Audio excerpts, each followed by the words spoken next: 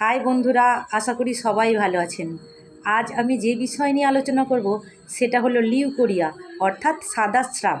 এটা সাধারণত একটা মহিলাদের অসুখ।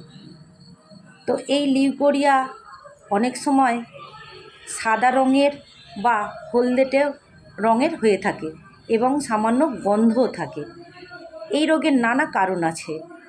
পরিষ্কার পরিচ্ছন্ন না থাকা, পরিষ্কার পরিচ্ছন্ন জলে না স্নান করা এবং হরমোনালজনিত সমস্যার কারণে এই রোগ হয়ে থাকে বা ডায়াবেটিসের কারণেও এই রোগ হয়।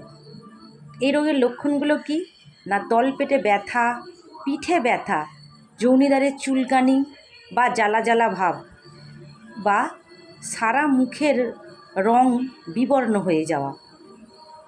তো এই লিউকোরিয়া বা সাদা স্রাবের জন্য আমি একটা মেডিসিনের কথা বলবো, যেটা ব্যবহার করলে আপনারা আশা করি সুস্থ থাকবেন।